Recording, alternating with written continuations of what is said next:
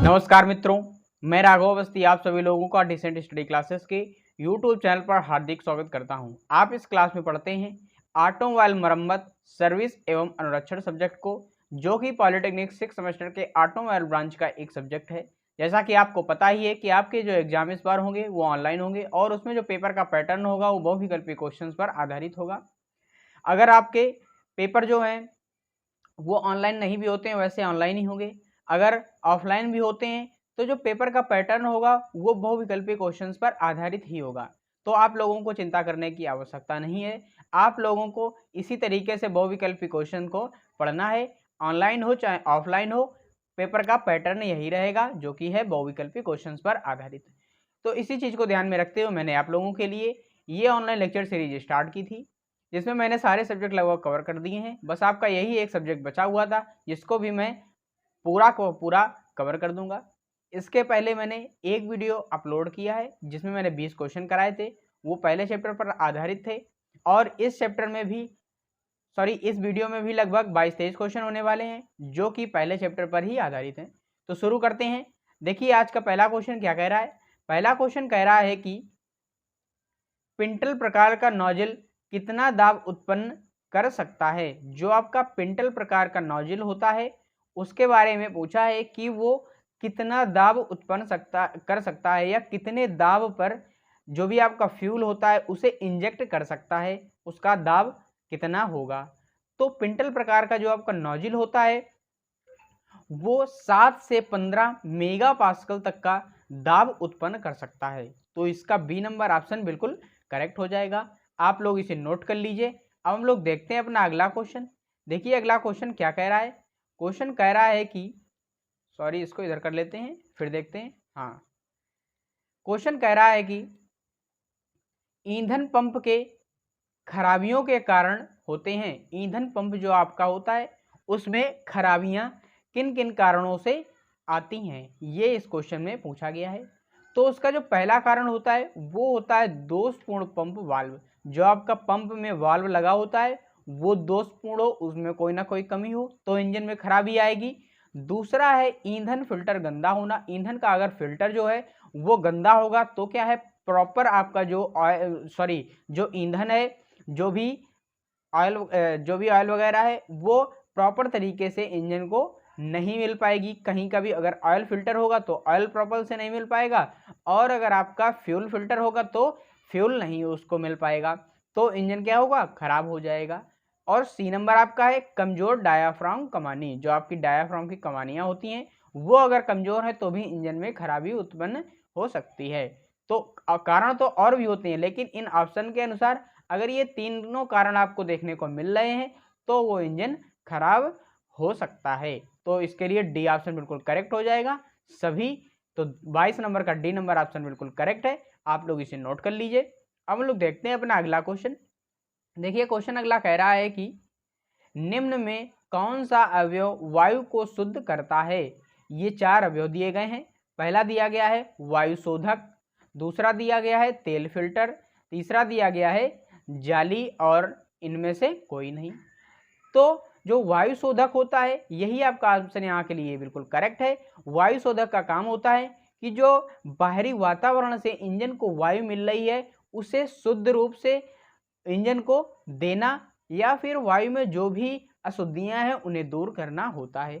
तो इसका ए number option बिल्कुल करेक्ट है, आप लोग इसे नोट कर लीजिए। अब हम लोग देखते हैं अपना अगला क्वेश्चन। देखिए अगला क्वेश्चन क्या कह रहा है। अगला क्वेश्चन कह रहा है कि हल्की ड्यूटी प्रकार का वायु शोधक प्रयोग करते हैं। जो आपका हल्की ड्यूटी मतलब जो हल्की ड्यूटी वाले वाहन होते हैं जिन पर भार कम से कम डाला जाता है या जिनसे कम से कम लोड लिया जाता है, तो वो जो वाहन कहलाते हैं वो हल्की ड्यूटी वाहन कहलाते हैं। जैसे आपकी बाइक हो गई, 4 पहिया गाड़ी हो गई, तो ये क्या है, सारी हल्की ड्यूटी ये वाहन होती हैं।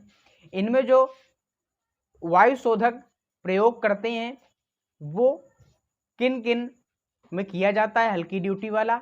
तो आपका जो मोटरसाइकिल होता है ये होता है हल्की ड्यूटी वाहन, तो इसमें भी हल्की ड्यूटी प्रकार का वायु शोधक प्रयोग करते हैं। और जो कार होती है आपकी वो भी क्या है, हल्की ड्यूटी ही है। तो यहाँ पर C number option A B both बिल्कुल करेक्ट हो जाएगा। ट्रक जो होता है वो हैवी ड्यूटी वाहन होता है या हैवी व्हीकल होता है, क्योंकि इस पर ज़्यादा से ज़्यादा हम लोग लोड को लोड करते हैं। तो आप लोग ये समझ गए होंगे, सी नंबर ऑप्शन इसका बिल्कुल करेक्ट है। आप लोग इसे नोट कर लीजिए। अब हम लोग देखते हैं अपना अगला क्वेश्चन। देखिए अगला क्वेश्चन क्या कह रहा है। क्वेश्चन कह रहा है कि ईंधन फिल्टर का प्रयोग किया जाता है। जो आपका ईंधन फिल्टर होता है वो किसके लिए प्रयोग किया जाता है। तो आपका जो यहाँ पे समझ में ही आ रहा है, ईंधन प्लस फिल्टर, ईंधन को फिल्टर करने वाला जो होता है उसे हम लोग ईंधन फिल्टर बोलते हैं। ईंधन फिल्टर में जैसे आपका जो तेल होता है, मिट्टी का तेल वगैरह हो गया, या फिर डीजल हो गया, या पेट्रोल हो गया, जिससे जो गाड़ी चलती है, अगर उसको फिल्टर कर रहा है तो उसे हम लोग ईंधन फिल्टर करने वाला यंत्र कहलाते हैं। तो जो ऑप्शन बी नंबर है ईंधन शोधन, ये बिल्कुल इसका करेक्ट हो जाएगा। जो ईंधन को शुद्ध करता है उसे हम लोग ईंधन शोधन बोलते हैं। तो 25 नंबर का बी नंबर ऑप्शन बिल्कुल करेक्ट हो जाएगा। आप लोग इसे नोट कर लीजिए। अब हम लोग देखते हैं अपना अगला क्वेश्चन। देखिए अगला क्वेश्चन क्या कह रहा है। क्वेश्चन कह रहा है कि वर्तमान में किस प्रकार के सिलेंडर हेड प्रचलित हैं। जो आपके सिलेंडर हेड होते हैं वो लगभग दो प्रकार के होते हैं, एल टाइप और आई टाइप। तो जो वर्तमान में सिलेंडर हेड हैं वो कौन से प्रचलित हैं, इस क्वेश्चन में ये पूछा गया है। तो इसका जो डी नंबर ऑप्शन है ए बी बोथ बिल्कुल करेक्ट हो जाएगा। इस समय हम लोग एल टाइप और आई टाइप सिलेंडर हेड का प्रयोग मुख्यतः करते हैं। तो इसका D number A B both बिल्कुल करेक्ट हो जाएगा। आप लोग इसे नोट कर लीजिए। अब लोग देखते हैं अपना अगला क्वेश्चन। देखिए अगला क्वेश्चन क्या कह रहा है। क्वेश्चन कह रहा है कि जब जनरेटर बेल्ट पूरी तरह टाइट हो जाए तो टेंशन गेज की रीडिंग कितनी आनी चाहिए। आपकी जो जनरेटर की बेल्ट होती है, बेल्ट का हम लोग क्यों यूज करते हैं, शक्ति का पारिषण करने के लिए एक अंग से दूसरे अंग में। तो उसकी जो टाइटनेस है, जो टेंशन है, वो अगर फुल हो जाए, पूरी तरीके से वो टाइट हो, तो जो आपका गेज होता है टेंशन गेज, जो भी आपकी टेंशन मापी जाती है वो टेंशन गेज के द्वारा मापी जाती है। तो उसकी रीडिंग कितनी आनी चाहिए, या फिर बोल सकते हैं वो कितना टाइट होना चाहिए। तो इसका जो 27 नंबर का ऑप्शन है वो सी नंबर बिल्कुल करेक्ट हो जाए। 40 आनी चाहिए, उसकी जो रीडिंग होगी वो 40 होगी। ये एक प्रकार का, जैसे आप लोग गाड़ियों के पहिए की हवा देखते हैं, उस तरीके से जो रीडिंग आती है वो, और इसमें जो ये टेंशन गेज मीटर यूज किया जाता है वो बिल्कुल सेम होता है। तो सुई के द्वारा इसकी रीडिंग दिखाई जाती है, उसमें नंबर लिखे रहते हैं 10, 20, 30, 40, तो वहाँ पर 40 आती है। तो इसके यूनिट की आप लोग बात नहीं करेंगे, तो सीधे आप बोल देंगे कि 40 होती है। तो आप लोग ये क्वेश्चन समझ गए होंगे। अब हम लोग देखते हैं अपना अगला क्वेश्चन। देखिए अगला क्वेश्चन क्या कह रहा है। क्वेश्चन कह रहा है कि इंजन के एयर क्लीनर में कितना, जो आपका इंजन का एयर क्लीनर होता है उसे हम लोग कितना चलने के बाद उसे साफ करते हैं, या फिर हमें साफ करना चाहिए। क्वेश्चन बोल रहा है इंजन के एयर क्लीनर को कितना चलने के बाद साफ करना चाहिए। एयर क्लीनर का आप लोग यूज जानते ही हैं कि वायु को क्लीन करके इंजन में भेजे, या वायु में जो अशुद्धियां हैं उन्हें हटाकर इंजन में भेजे, उसे हम लोग एयर क्लीनर द्वारा करते हैं। तो वो एयर क्लीनर जो होता है वायु को शुद्ध करता है। तो अगर आपको जो इंजन है वो 1000 किलोमीटर चल जाता है, कितना, 1000 किलोमीटर, 1000 किलोमीटर चलने के बाद में हमें एयर क्लीनर को साफ करना चाहिए।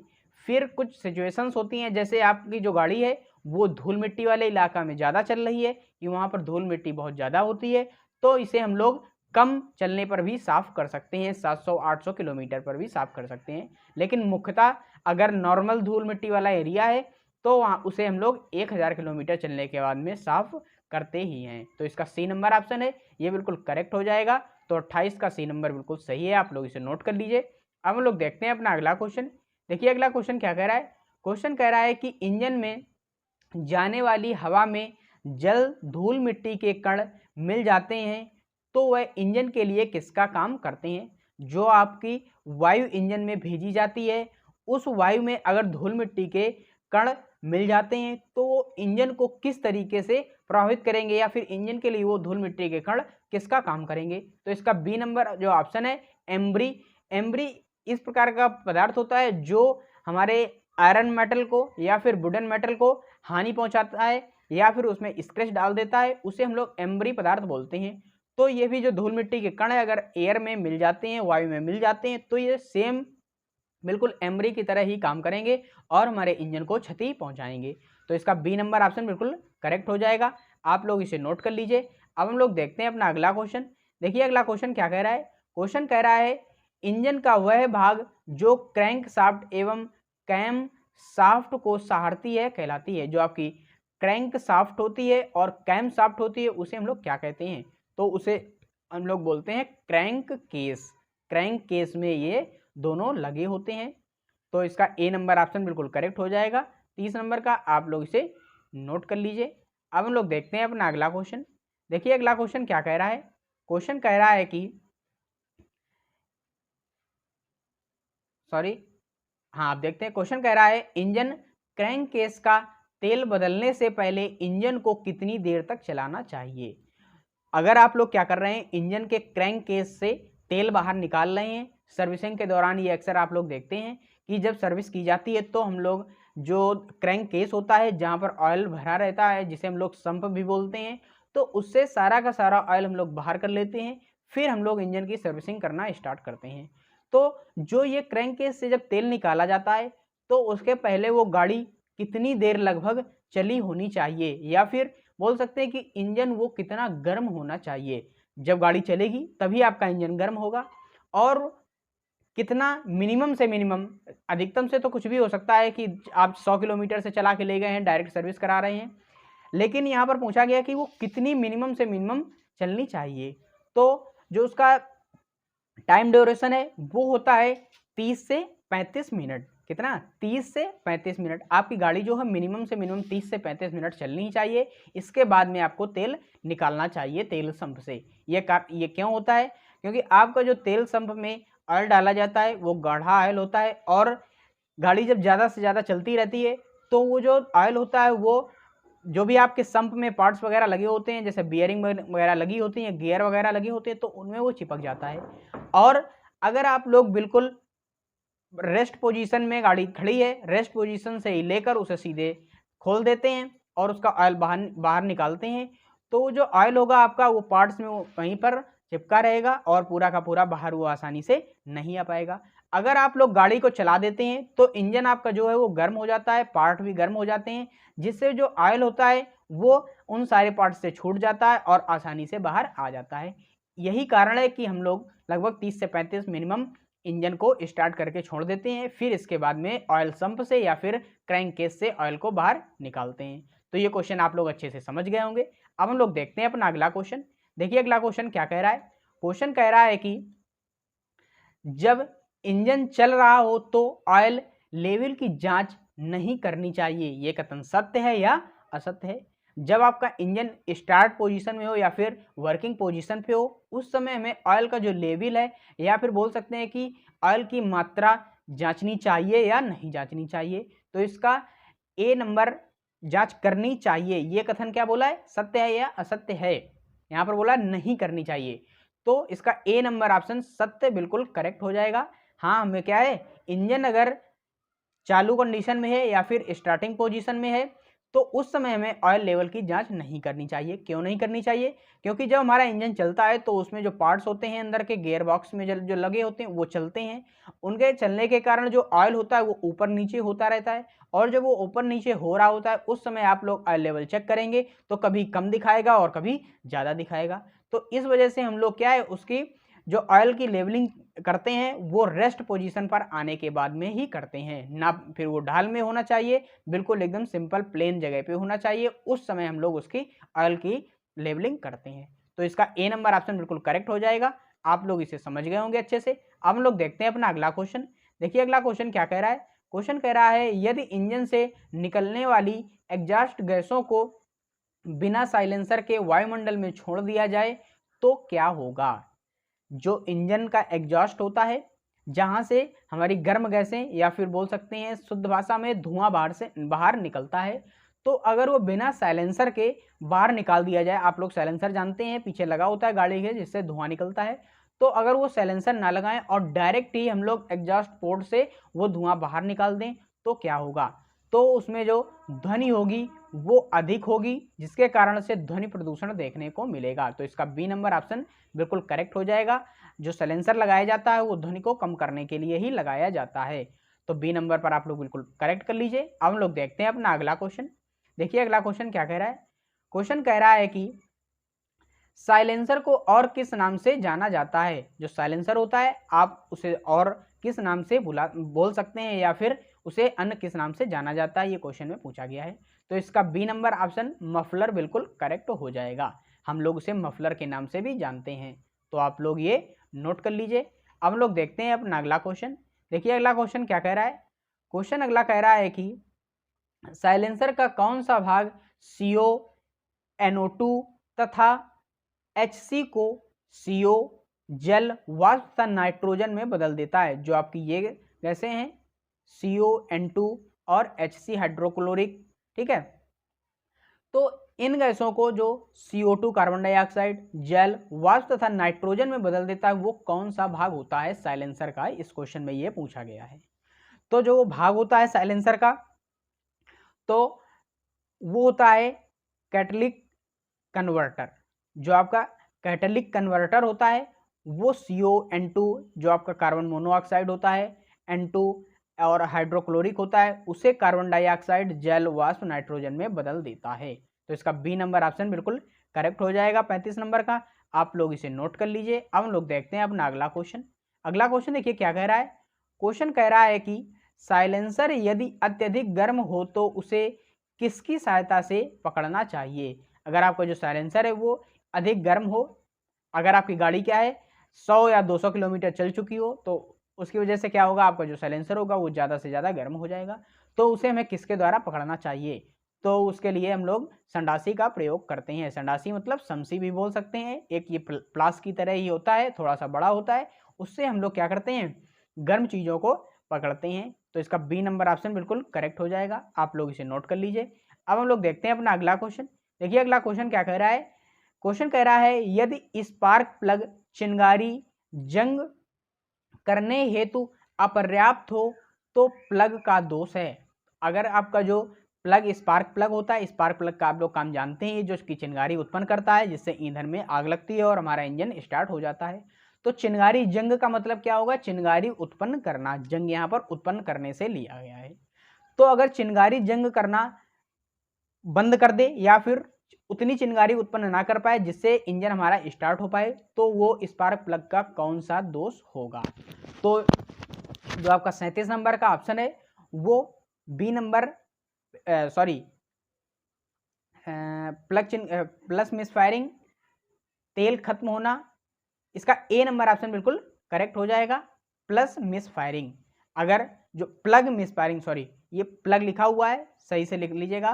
प्लग मिसफायरिंग, जो आपका स्पार्क प्लग होता है वो अगर मिसफायर करता है तो हमारा जो स्पार्क प्लग है वो चिंगारी जंग के लिए अपर्याप्त हो जाएगा। तो 37 नंबर का ए नंबर ऑप्शन बिल्कुल करेक्ट हो जाएगा। आप लोग इसे नोट कर लीजिए। अब हम लोग देखते हैं अपना अगला क्वेश्चन। देखिए अगला क्वेश्चन क्या कह रहा है।